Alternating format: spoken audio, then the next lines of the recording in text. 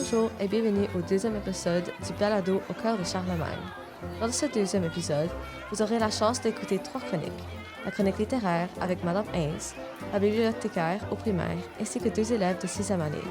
La chronique actualité animée par Madame Vanier, enseignante de 6e année et 2 de ses élèves. Et pour terminer, la chronique cinéma, animée par Katharina et moi-même, élève de secondaire 5. Je m'appelle Emma et je vous souhaite une bonne écoute. Bonjour Charlemagne, ici Madame Haynes. J'espère que vous avez passé de belles vacances et que vous êtes bien reposés. Je suis toujours en compagnie d'Alexandra Nassui pour sa critique de roman et nous avons la chance d'avoir une nouvelle collaboratrice, Young Zhang, qui nous présentera le rôle d'une maison d'édition. Bonjour Alexandra. Bonjour.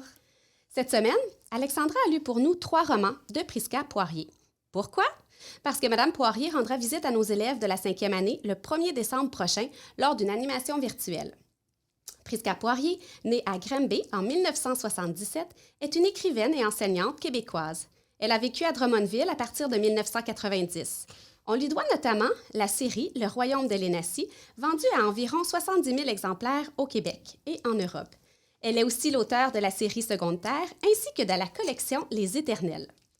Lors de son animation, non seulement elle nous présentera ses livres, mais elle nous fera aussi connaître d'autres titres et d'autres auteurs selon les demandes spéciales des élèves. Bref, ce sera une rencontre très enrichissante. Alexandra, tu veux bien nous résumer 3 de ces romans, s'il vous plaît? Oui, bien sûr. Donc, le premier roman a pour titre Les Éternels, Le Don. Il fait partie des éditions de Mortagne et les personnages principaux sont Stella, Emmanuel, Victoria et Monsieur Menzies. En voici un résumé. Lorsque Stella arrête l'autobus de son ami avant qu'il ne s'écrase, sa mère lui donne des nouvelles qui bouleversent sa vie. Elle lui dit qu'elle est un ange.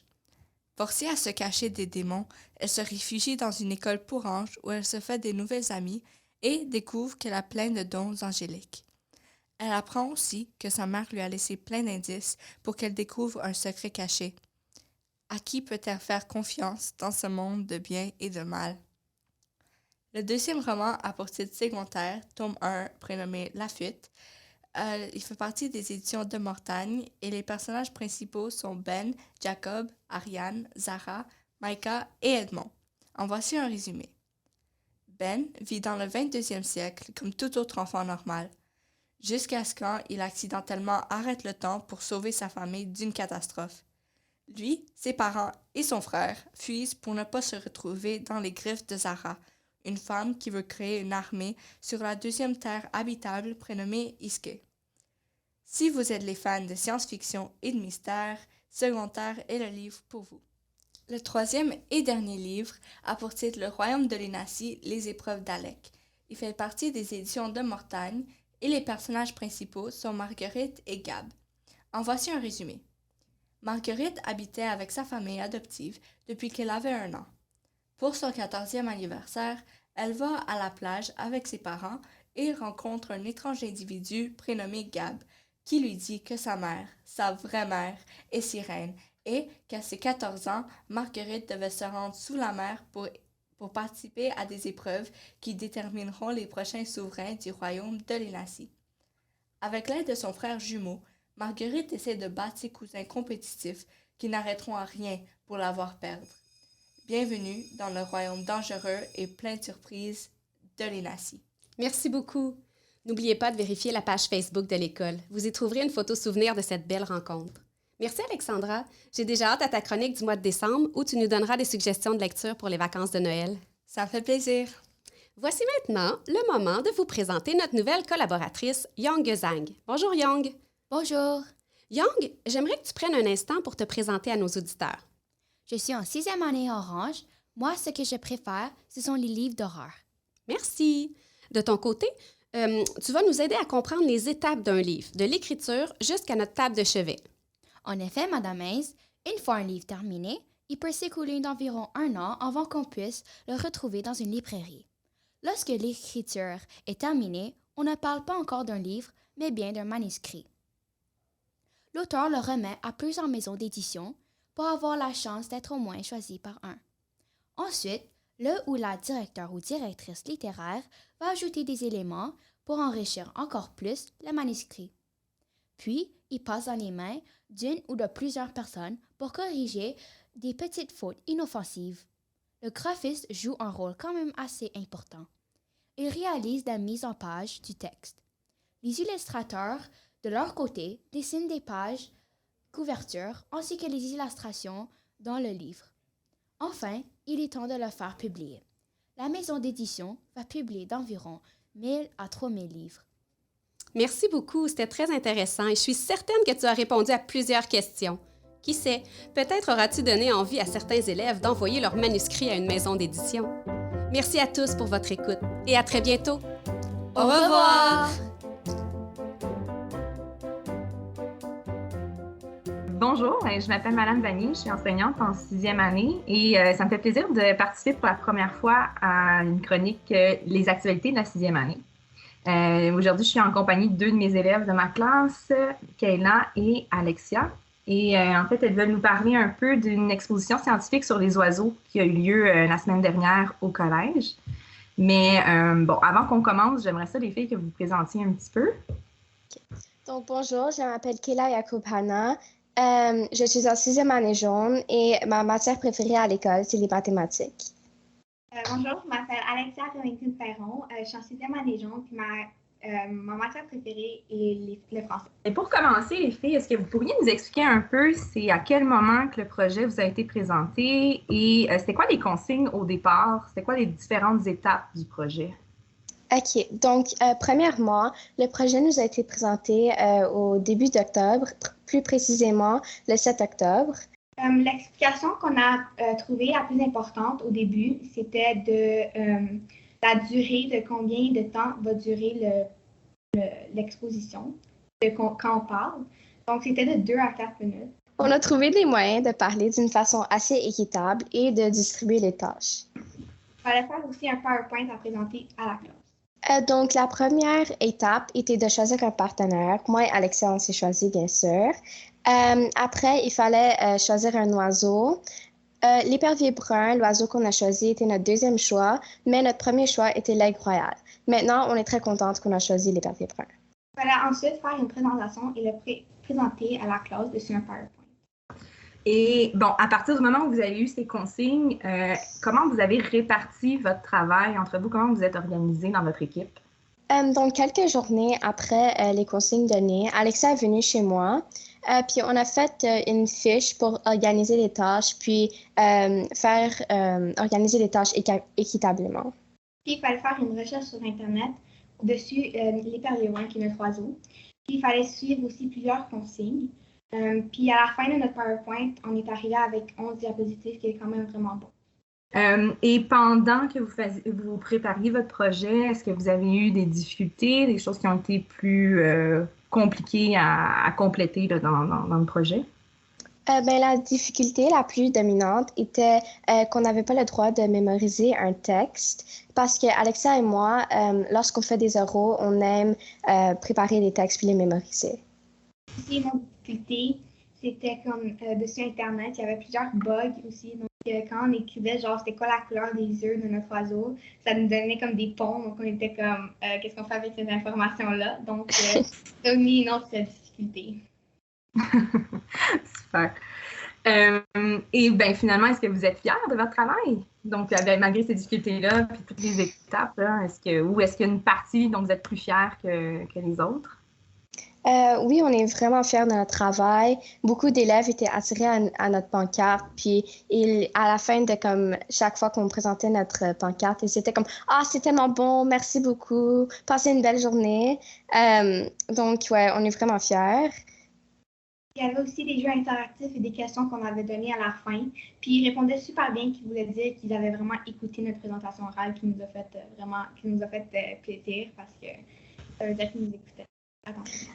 La partie que je suis la plus fière était la pancarte parce que c'est comme une feuille blanche. Je peux laisser aller mon imagination, ma créativité. Et il y a beaucoup d'espace pour faire des dessins et j'adore écrire, donc j'ai pu écrire beaucoup sur la pancarte. Moi, personnellement, c'est le PowerPoint parce que les images sont plus vives.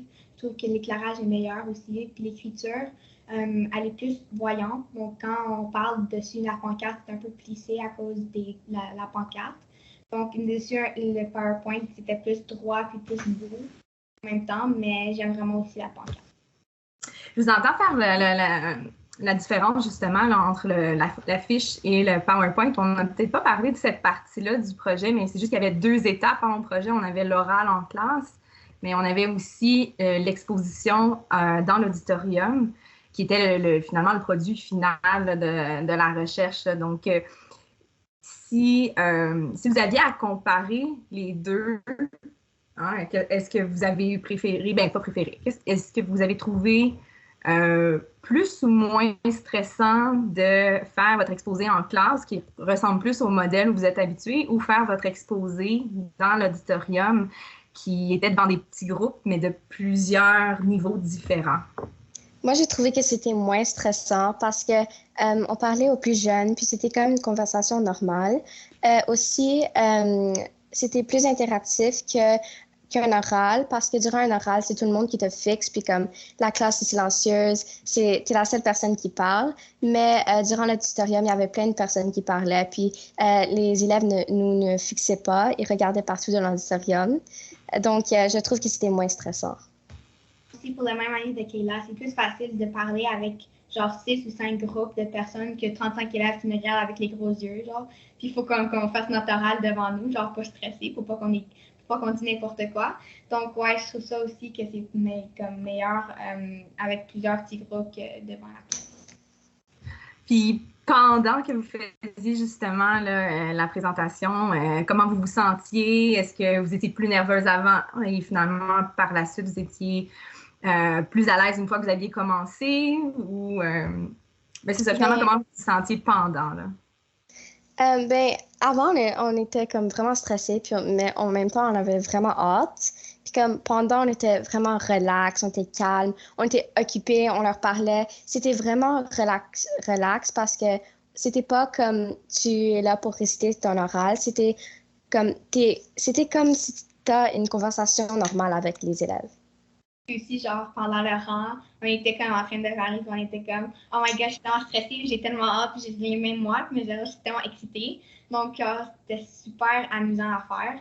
Puis aussi, après, on était tellement contents qu'on voulait refaire. Puis si on pouvait le refaire, on le referait. Donc, ça m'amène un peu à la prochaine question que je voulais vous poser. C'est en général, finalement, ce projet-là, est-ce que vous avez aimé le réaliser? Oui, vas-y, Alexa. Oui, moi, j'ai vraiment aimé réaliser ce projet parce que je sais qu'il y a vraiment beaucoup de personnes qui sont venues nous voir et ils étaient super contents de venir. Donc, on est vraiment fiers de ça. Ouais, puis on s'est vraiment amusé avec les petits. On leur a posé des questions, on a fait des jeux interactifs, puis on a même fait un concours avec des élèves de notre classe. On a dit qui allait avoir le plus d'élèves qui étaient venus à la fin. À la fin, on a eu un total de 74 élèves, tous les deux. Donc, c'était égaux. Mais on s'est vraiment amusés. Super. Et une dernière petite chose, c'était quand même un projet scolaire. Hein, donc, est-ce qu'il y a une chose en particulier que vous retenez, là, que vous avez appris pendant tout le projet, là, que ce soit la présentation ou pendant votre recherche aussi? Oui, on a appris de chez notre oiseau aussi parce que comme c'est comme à l'école, on apprend à d'autres élèves et nous dessus quelque chose. Donc, nous, c'était un oiseau cette année, peut-être comme les autres années aussi. Puis nous, on avait choisi des papiers bruns qui étaient quand même amusants à faire. Et aussi, parler devant les autres élèves qu'on ne connaissait pas, qui était vraiment amusant à faire qu'avant, on ne faisait pas parce qu'avant, on était plus stressé de le faire devant d'autres élèves que quand au milieu de la présentation, on était moins stressé puis on parlait comme si c'était nos amis. Ouais, puis on a aussi appris comment travailler en équipe parce que c'est la première fois qu'on fait un oral en équipe qui a été préparé, puis la première fois qu'on a fait une exposition. Donc, on a appris comment travailler en équipe, comment s'organiser, puis se distribuer les tâches. Mais c'était vraiment un beau projet. On a vraiment apprécié à faire ce projet. Ah, mais c'est super. Mais merci beaucoup, les filles, d'avoir pris de votre temps pour nous présenter ce projet-là, puis le faire connaître peut-être à d'autres gens aussi là, qui n'ont pas pu assister la journée de la présentation. Merci.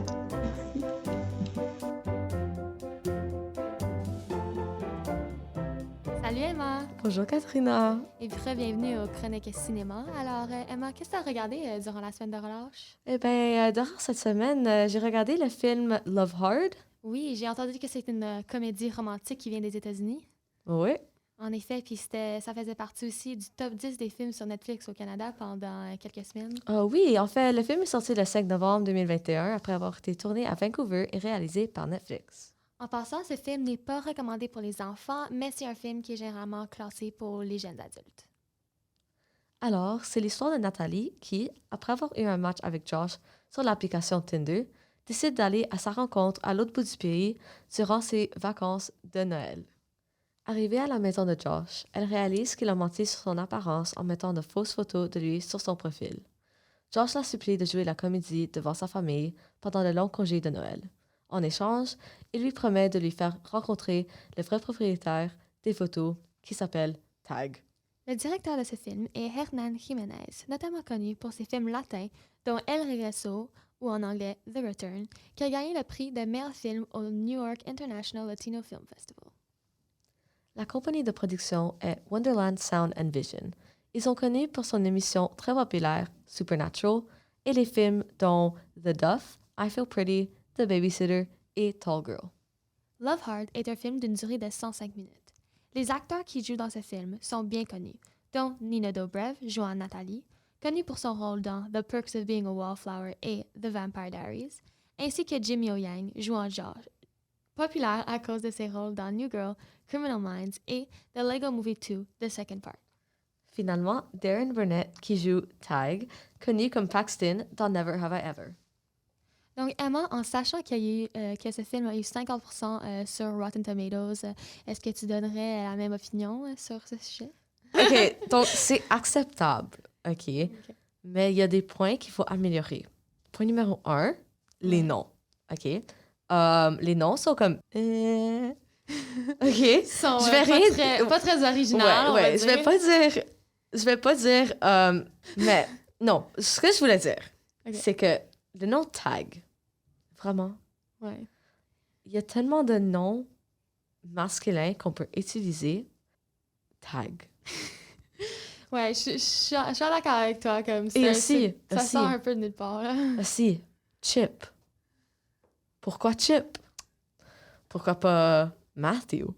Pourquoi pas Sean? Josh? Bon, c'est bon, c'est bon. Nathalie, c'est bon, ouais, c'est bon.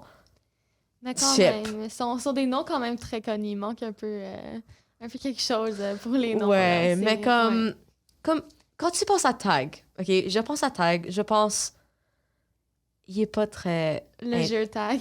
comme je pense au jeu Tag et je pense aussi que un gars qui a le nom Tag, j'en ai jamais rencontré. Non, moi non plus. Ouais.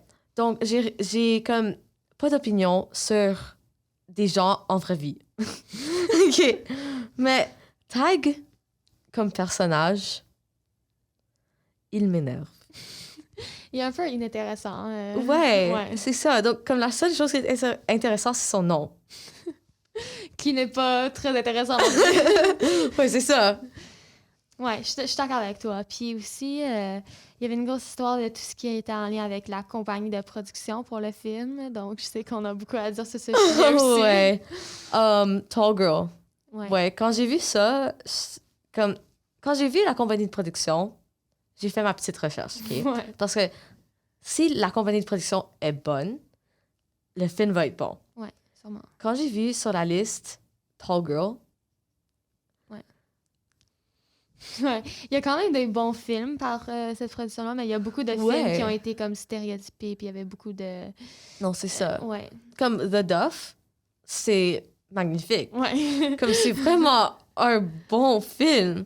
Ouais, Mais Tall Girl, ça a comme détruit tout ce qu'ils ont fait dans le donc passé. Là, quand tu vois que ce film-là est de la même comme compagnie de production, c'est un peu comme... Est-ce que je veux vraiment regarder le film? Ouais, c'est ça. Ouais. Parce que comme tu crois que la même chose va arriver, qu'ils vont faire comme tes problèmes sont pas assez bonnes parce que moi, je suis tall, comme dans le film.